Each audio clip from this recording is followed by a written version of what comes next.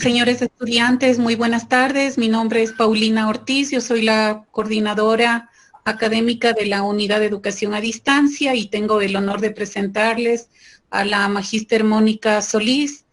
Mónica es directora de la carrera de Educación Inicial en la modalidad en línea. Tiene una amplia trayectoria en la educación con los más pequeños y desde hace algunos años trabaja en la Universidad de las Fuerzas Armadas. En esta ocasión, pues les voy a dejar con ella. Mónica, va a presentar el tema sobre la educación superior ecuatoriana en la formación ciudadana. Y les pido, por favor, mantener sus micrófonos apagados. Al final de la exposición de Mónica, habrá la posibilidad de que ustedes hagan preguntas a través del chat y se irán haciendo lecturas para que Mónica haga sus respuestas. Moni, bienvenida. Está con los alumnos de las carreras de educación del curso de nivelación. Siga, por favor. Muchísimas gracias, Máster Paulina Ortiz. Un gusto poder compartir el día de hoy con los estudiantes del curso de nivelación.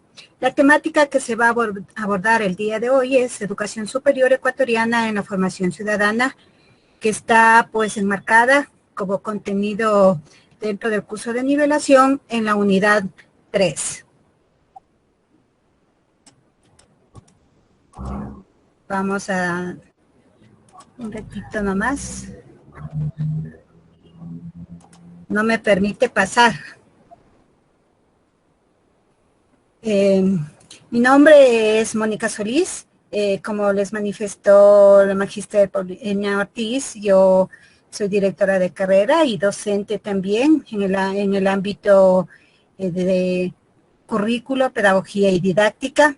Y pues en esta tarde vamos a abordar la temática de en qué consiste la educación superior y su influencia en la formación ciudadana. Mi objetivo principal en la charla del día de hoy es compartir mis experiencias, mis conocimientos, orientar de alguna manera toda aquella inquietud, dudas que ustedes tengan en función de esta asignatura y conocer, además de eso, sus expectativas para satisfacer las inquietudes que se les van presentando durante el desarrollo de este módulo.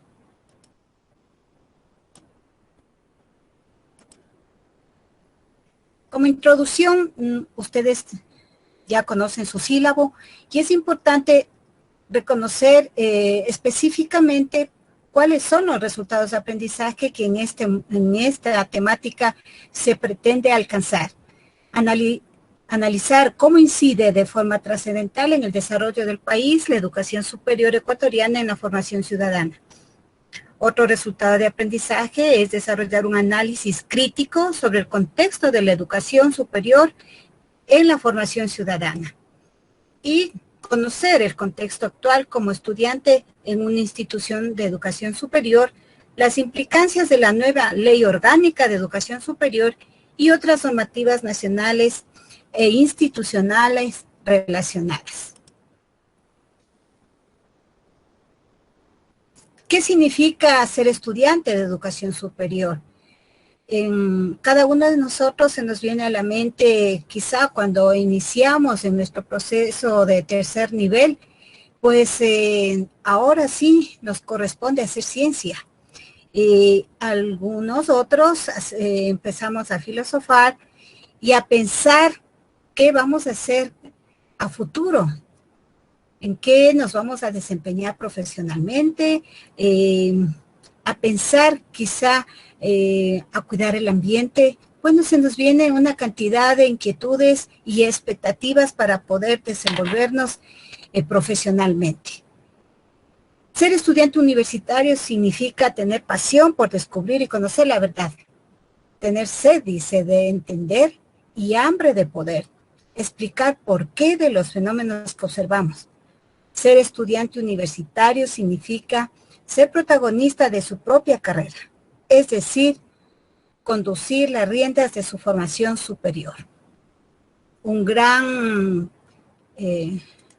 reto el que se les viene a ustedes en aprobar primero el curso de nivelación y luego ya emprender con bases sólidas su carrera.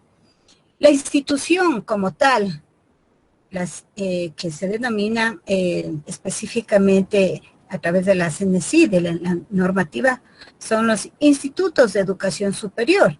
Tienen funciones específicas y clarísimas dentro de sus modelos educativos. Entre ellas está producir sujetos. Claramente se nos viene a nuestra mente la parte administrativa, pero aquí nosotros hacemos énfasis que dentro de las carreras de educación, nosotros tenemos que aportar a la matriz cognitiva, ¿sí? No somos parte de la matriz productiva, somos parte de la matriz cognitiva y por ello nosotros debemos producir sujetos.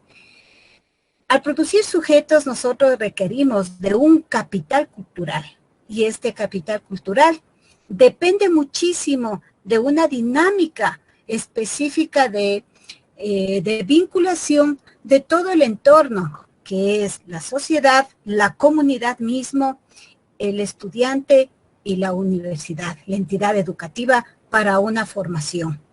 ¿A través de qué? De una educación basada en un modelo que encaje a las necesidades y tendencias actuales.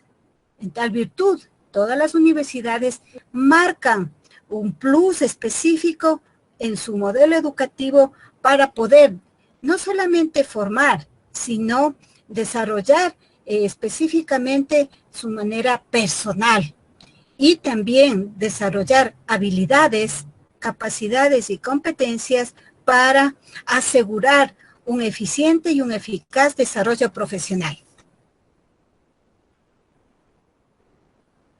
¿Qué es una institución como tal, no? Erving Goffman, que es uno de los teóricos científicos que ha sido parte de los contenidos de estudio, nos dice que se trataría de un lugar de residencia o trabajo donde un gran número de individuos en igual situación, aislados de la sociedad por un periodo apreciable de tiempo, comparten en su encierro una rutina diaria administrada formalmente. Goffman, 1961. ¿Sí? Es decir, que todo ese colectivo que decide enmarcarse ya a una entidad de pregrado universitaria requiere de mucho desafío para poder desarrollar habilidades y competencias para asegurar un buen profesional a la sociedad. Por lo tanto, ya el estudiante universitario debe comprometerse en colaborar y ser partícipe de todas las actividades y de los espacios universitarios. Hablábamos de capital cultural. Este capital cultural viene a constituirse en un gran referente para la formación, de manera que esa relación, esa vinculación entre el capital cultural y la educación nos permitirá a nosotros asegurar la calidad. A mayor capital cultural, mayor será la formación del sujeto. Lo dice Bourdieu, 1979.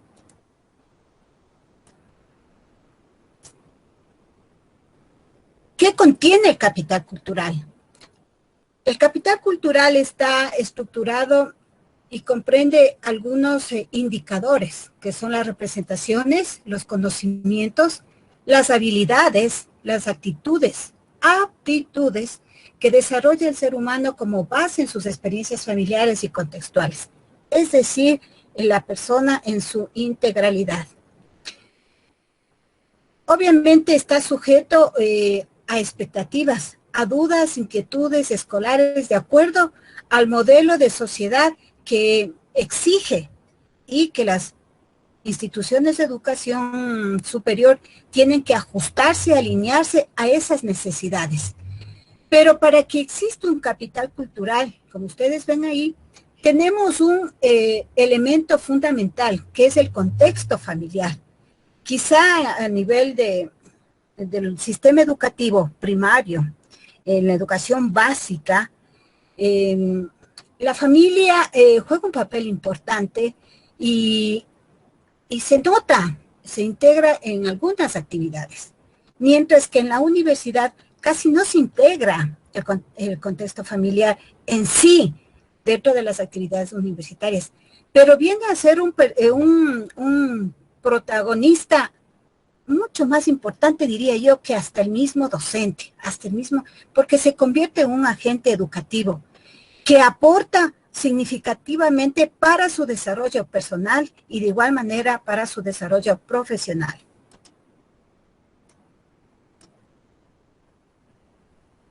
En una investigación realizada por la Universidad de los Andes en Táchira, Venezuela, hicieron algunos análisis dentro de estos 3 elementos fundamentales: capital cultural, contextos familiares y educación, donde prácticamente esta investigación logra vincular y relacionar el capital cultural exactamente con el número de libros en casa y las expectativas de los adolescentes sobre el nivel académico que esperan alcanzar.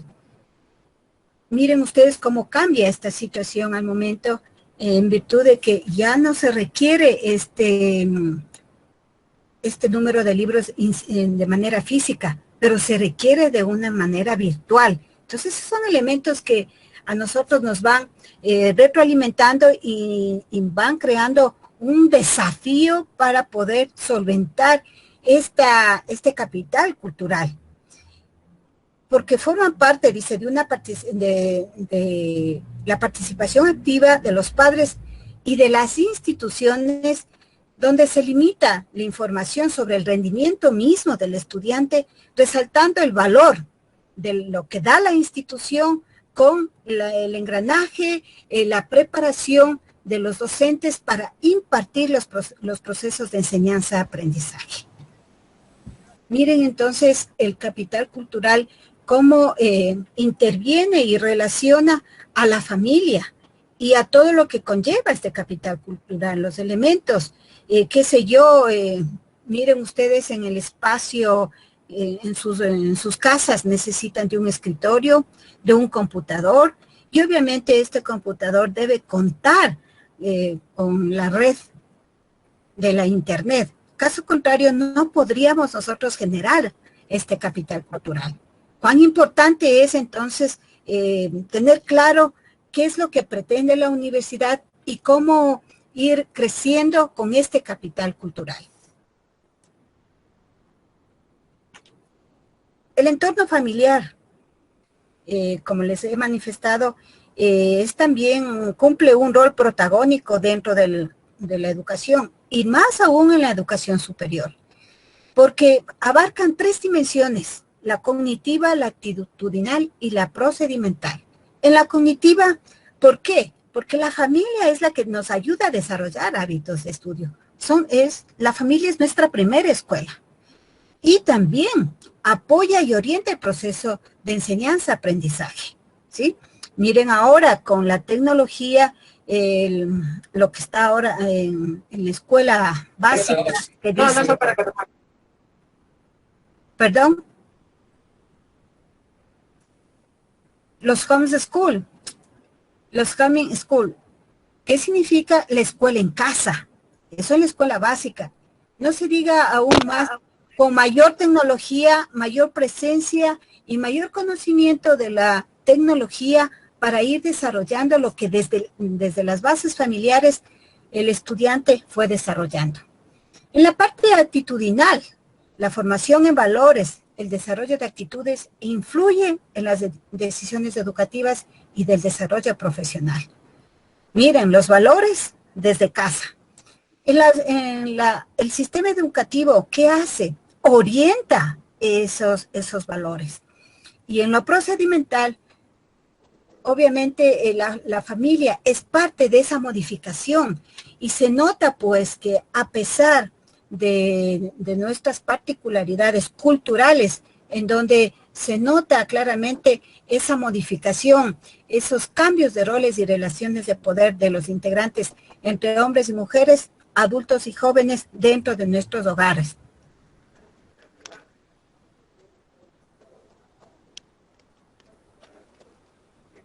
La investigación realizada arrojó un resultado muy interesante. La familia se ha venido estructurando, dice, sobre la base de un matriarcado, que no está ajena a lo que sucede en nuestro país, ¿no es cierto? Que dirige y orienta la acción formativa en los estudiantes. En el estudio se evidencia que el 52% de estudiantes viven solo con sus madres, el 41.7% con ambos padres, quienes generalmente trabajan a tiempo completo, y esto se expresa además en las propias condiciones económicas del país, con que más de la mitad de los padres trabajan y un 29% de las madres también. Los aspectos de origen social, de origen económico, son muy influyentes en la formación de nuestros estudiantes. Así tenemos que estos tres elementos básicos, que son el capital cultural, el contexto familiar y el escolar, juegan un papel muy básico en la educación del adolescente y del joven para asegurar su educación superior.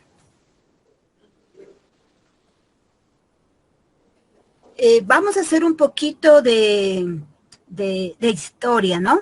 En el 2013-2017, como parte de una política educativa, nace este documento hoja de ruta, el Plan del Buen Vivir. Tiene dos objetivos fundamentales: relaciones de producción y mentalidad de la ciudadana. ¿Qué significa eso? Que las relaciones de producción, cambiar el estatus de vida de los ciudadanos para que exista igualdad, equidad, y mentalidad ciudadana, que a través de la educación nosotros seamos libres, seamos capaces de actuar, ser autónomos, con el único fin de aprender a convivir, ¿sí? A través de estos objetivos bien macros de este plan del buen vivir, lo que se presente es que exista rupturas entre los diferentes modelos existentes y conductistas educativos en entidades educativas, y también cómo salvaguardar este tipo de rupturas a través de aportes programáticos. La tecnología en este momento está pues de avanzada, y los aportes programáticos nos permiten ir desarrollando otras habilidades y competencias digitales, que nos aproxima muchísimo más a un futuro con muchas cualidades y con mucha eficiencia para poder satisfacer las necesidades de la sociedad. El Plan Nacional del Buen Vivir tiene dos aristas muy importantes: la convivencia en la biodiversidad y la convivencia en la armonía con la naturaleza. Eso es parte, pues, de un legado ancestral, el Summa Capsai.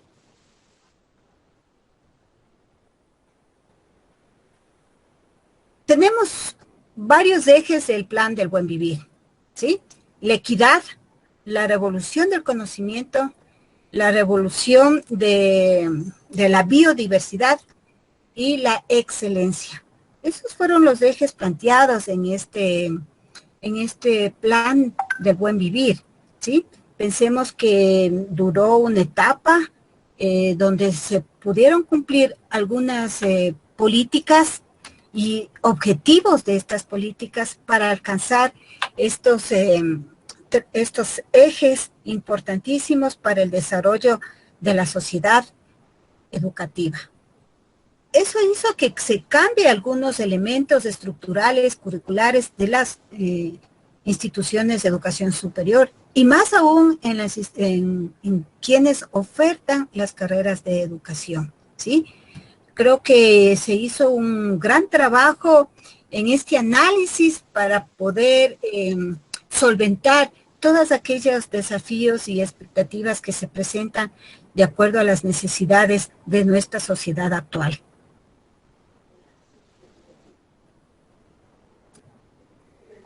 El Plan Nacional del Buen Vivir, pues se lo considera como una hoja de ruta de la actuación pública para construir los derechos de las personas. También este Plan Nacional del Buen Vivir, en el lapso de estos, diría yo, 5 o 6 años, fue un gran referente en Latinoamérica. ¿Por qué? Con el objetivo de construir un nuevo país, ¿sí? Donde a través de la educación se logre, pues, un futuro mejor para nuestros pueblos. Y, pues, el eslogan importantísimo, solo unidos podemos construir un mundo en el que se respeten los derechos de toda la población. Así está enmarcado este Plan del Buen Vivir.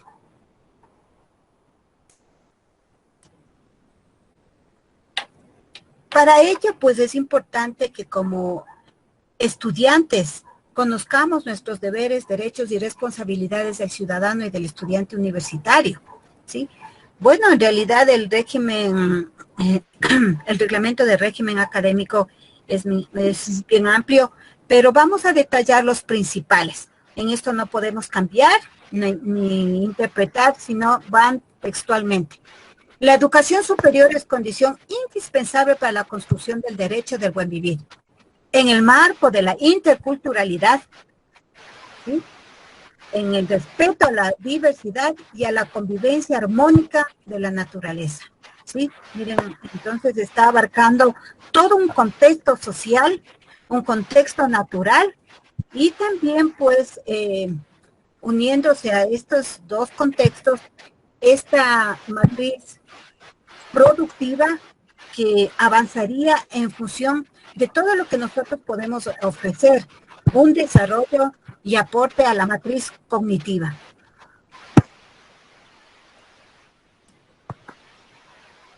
¿Cuáles son los fines de la educación superior? ¿Sí? En el artículo 3 manifiesta que la educación superior es de carácter humanística, cultural, científica, que constituye un derecho de las personas y un bien público social, de conformidad con la Constitución de la República. Obviamente responde a todos los intereses, no solamente individuales, sino también corporativos.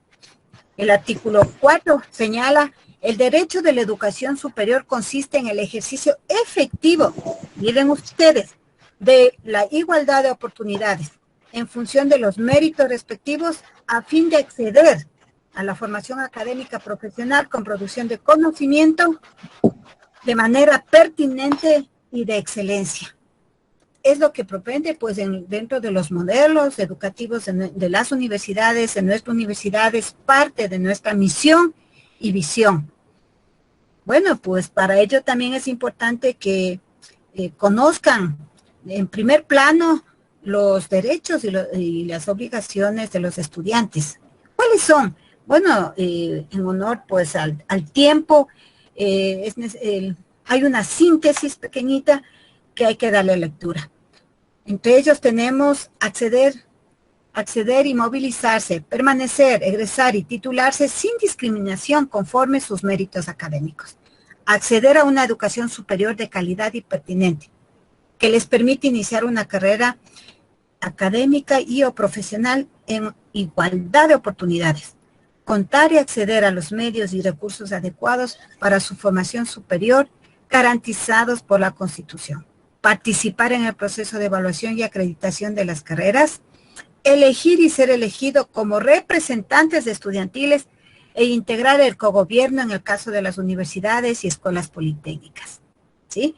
Y me imagino que ustedes acá también ya deben ya tener su representante por cada curso, su comandante, ¿no es cierto? Otro de los derechos y de los estudiantes es ejercer la libertad de asociarse, expresarse y completar su formación bajo la más amplia libertad de cátedra investigativa. Participar en procesos de construcción, difusión y aplicación del conocimiento. El derecho a recibir una educación superior laica, intercultural, democrática, incluyente y diversa, que impulse la equidad de género, la justicia y la paz. Obtener de acuerdo con sus méritos académicos las becas, los créditos y otras formas de apoyo económico que garantice la igualdad de oportunidades en el proceso de formación de educación superior. En el artículo 68, dentro de su formación académica, es importante que ustedes conozcan desde las bases, desde el inicio, sobre el fraude o deshonestidad académica, ¿sí? Toda acción, dice, que inobservando el principio de transparencia académica, viola los derechos de autora o incumple las normas éticas establecidas por la IES o por el profesor para los procesos de evaluación y o presentación de resultados de aprendizaje, investigación o sistematización, configuran conductas de fraude o deshonestidad académica, entre otras las siguientes: apropiación de ideas o de información de pares dentro de los procesos de evaluación. Entonces miren ahí cómo nosotros debemos tener cuidado en nuestros trabajos y en cualquier situación que amerita el respeto intelectual. Otro elemento importante es el uso de soportes de información para el desarrollo de procesos de evaluación que no han sido autorizados por el profesor. Reproducción en lo sustancial a través de la copia literal, la paráfrasis o síntesis de creaciones intelectuales o artísticas sin observar los derechos de autor. Acuerdo para la suplantación de identidad o la realización de actividades en procesos de evaluación, incluyendo el trabajo de titulación. Miren, eso va a marcar desde el curso de nivelación hasta que usted se titule. Y acceso no autorizado a reactivos o respuestas para evaluaciones. Sí, ahora con la tecnología ahora tenemos cantidad de dispositivos en los cuales les tenta a los estudiantes para realizar cualquier situación de plagio. Fraude para la obtención de títulos. Cuando una IES identifica que un título ha sido expedido y o registrado fraudulentamente en el SNIES, resolverá motivadamente sobre la validez del título y su registro, luego de lo cual solicitará a la CENESID, de ser el caso, la eliminación del registro sin perjuicio de las acciones legales y pertinentes.